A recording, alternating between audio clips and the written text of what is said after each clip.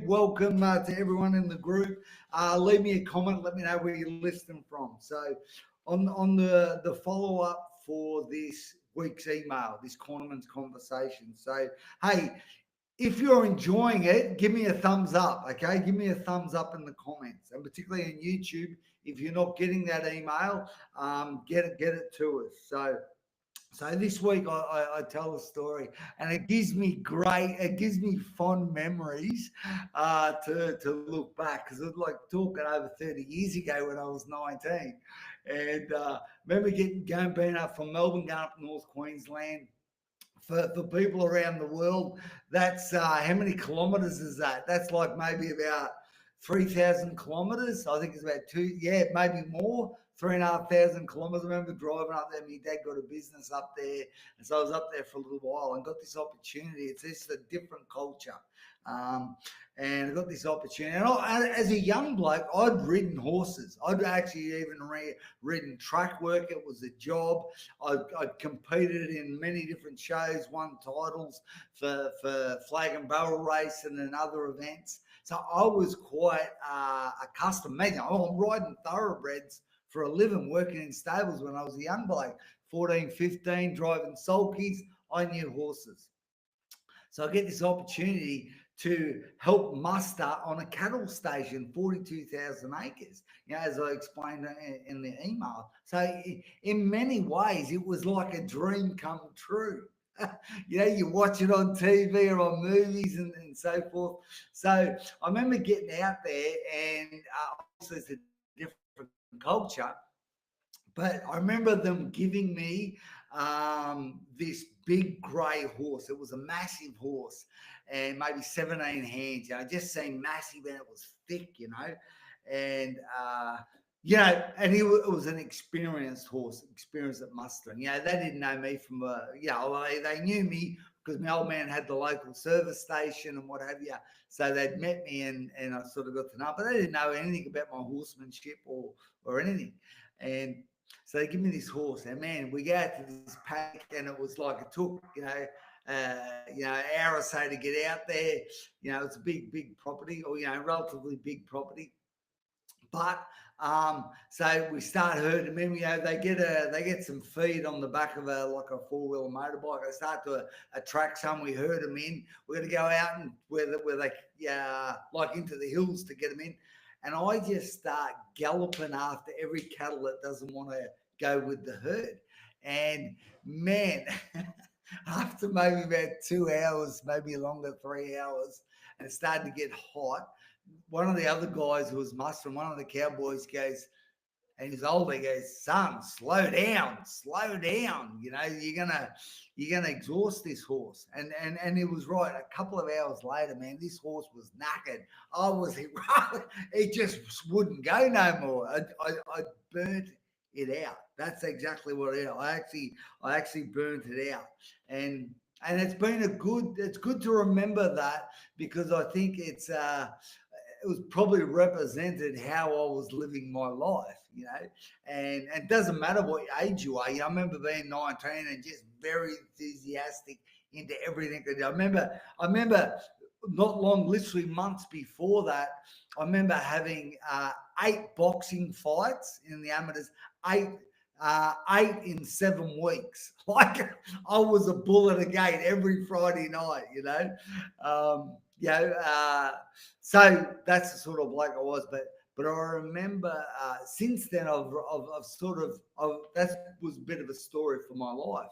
Flat out collapse. I was a bit like that grey horse in many ways. So gentlemen, like I said that in the email, just to think I was always chasing.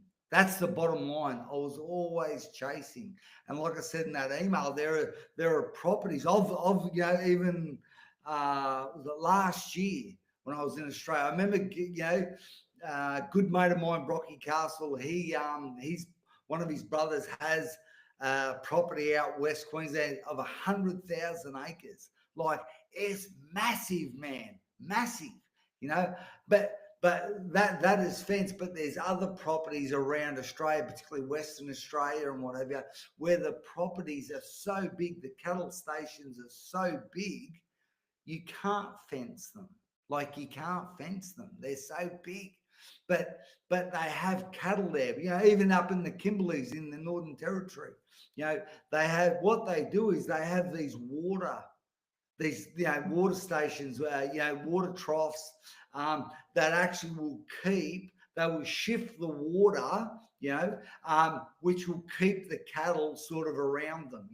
Cattle ain't going to go too far from the water, maybe a day's walk or something. So it's a bit like, I suppose, what I've learned. The reason I tell these stories is because we can be chasing things down. We can be chasing every opportunity down, and wear ourselves out. So by the time the right opportunity for us turns up, we're exhausted.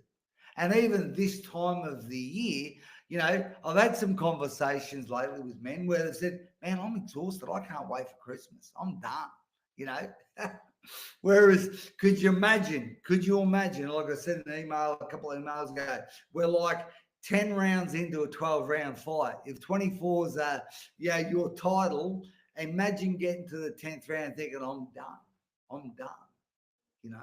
So, gentlemen, by chasing every opportunity that's not for you, you will be tired, okay?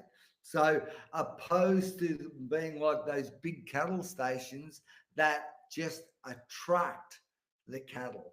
They have, so be that man. So, what I'm getting to is, who is it you need to become to attract the right opportunities? Because you don't want to attract every opportunity. You don't want to chase down every opportunity. You just want to attract the right ones for you. I mean, give me a thumbs up if we're on the same page here in the group or on YouTube. Give me a thumbs up.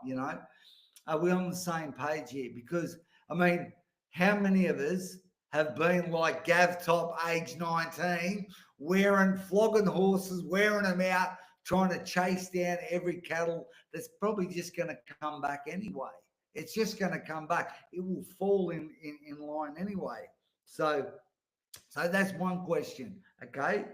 Have you done that? Have you chased every opportunity and you've reached this point in the year or this point in your life and you think, Gav, I'm tired, man. I'm tired. Is that you? So that's something maybe to ask yourself, is that you? And really, the real question that I love to ask, man, or you've got a purpose, a mission, a dream in your heart. So who do you need to become to get on that same frequency as that opportunity? Who is it you need to become? Many times, particularly in our mentorship program, I said, we've got Jakey there. How are you, mate? Kieran, geez, Paul, good to see you, buddy. Jono.